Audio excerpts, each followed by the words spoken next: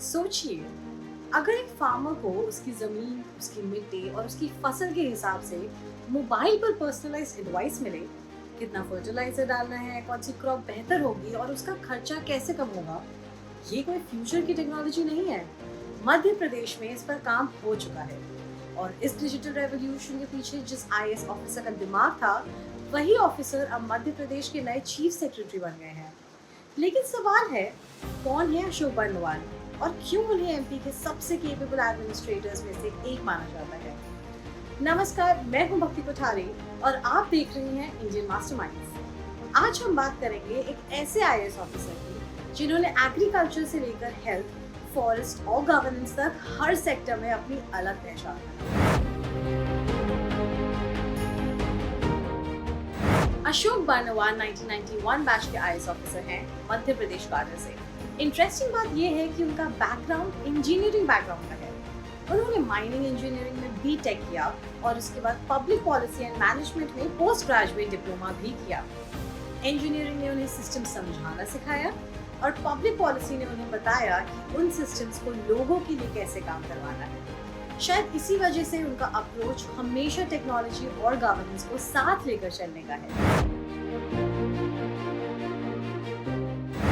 अगर अशोक बर्नवाल के करियर का सबसे इम्पैक्टफुल चैप्टर देखें तो वो एग्रीकल्चर है। जब पूरा देश डिजिटल इंडिया की बात कर रहा था, तब मध्य प्रदेश में उन्होंने एग्री स्टैक और ई विकास जैसे इनिशिएटिव्स को आगे बढ़ाया। सिंपल लैंग्वेज में समझे, पहले एक ही एडवाइजरी सब फार्मर्स को दी जाती थी। अब हर फार्मर के लैंड रिकॉर्ड्स, सॉइल हेल्थ और क्रॉप पैटर्न के हिसाब से पर्सनलाइज्ड रिकमेंडेशन मिलने लगी है। मतलब आपके खेत के लिए कितना फर्टिलाइजर सही है, कौन सी क्रॉप ज्यादा प्रॉफिटेबल होगी, सब डेटा के बेसिस पर। रिजल्ट, कई एरियाज में फर्टिलाइजर का इस्तेमाल कम हुआ, कल्टीवेशन कॉस्ट घटी और फार्मर्स की इनकम इंप्रूव हुई।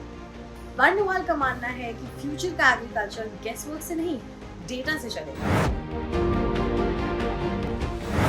एग्रीकल्चर के बाद उन्होंने फॉरेस्ट एंड एनवायरनमेंट डिपार्टमेंट संभाला। एनवायरनमेंट कमिश्नर और फॉरेस्ट डेवलपमेंट कॉर्पोरेशन के चेयरमैन के रूप में उन्होंने कंजर्वेशन और डेवलपमेंट के बीच बैलेंस बनाने की कोशिश की। उसके बाद उन्हें public health and medical education department की जिम्मेदारी दी गई। यहाँ उन्होंने health care infrastructure, medical education और फूड सेफ्टी पर काम किया। साथ ही उनके पास Bhopal gas tragedy relief and rehabilitation का भी चार्ज था। यानी एग्रीकल्चर हो, एनवायरनमेंट हो या हेल्थ, हर सेक्टर में उन्होंने एडमिनिस्ट्रेटिव रिफॉर्म्स को प्रायोरिटी दी। चीफ मिनिस्टर्स ऑफिस और विजन, अशोक बर्नवाल ने principal secretary to chief minister के रूप में भी काफी इंपॉर्टेंट रोल निभाया। स्टेट की long term development planning, policy coordination और विजन 2025 रोड मैप में उनका सिग्निफिकेंट कंट्रीब्यूशन माना जाता है। Food and civil supplies department में भी उन्होंने पब्लिक डिस्ट्रीब्यूशन सिस्टम को स्ट्रेंथन करने पर काम किया। यानी उनका एक्सपीरियंस सिर्फ एक डिपार्टमेंट तक लिमिटेड नहीं रहा। अब चीफ सेक्रेटरी की कुर्सी। अब जब अनुराग जैन नीति आयोग के सीईओ बन गए हैं, तो मध्य प्रदेश की ब्यूरोक्रेसी की कमांड अशोक बर्नवाल के हाथ में आ गई है। और टाइमिंग भी बहुत इंपॉर्टेंट है। State industrial investment, digital governance, infrastructure, health care और एग्रीकल्चरल रिफॉर्म्स पर एग्रेसिवली काम कर रहा है। इसमें एक ऐसा ऑफिसर जिसे मल्टीपल सेक्टर्स का प्रैक्टिकल एक्सपीरियंस हो, स्टेट के लिए काफी वैल्यूएबल माना जा रहा है। उनकी सबसे बड़ी पहचान शायद ये है कि वो हेडलाइन से ज्यादा सिस्टम बनाने में बिलीव करते हैं। ऐसे सिस्टम्स जो गवर्नमेंट बदलने के बाद भी काम करते रहे।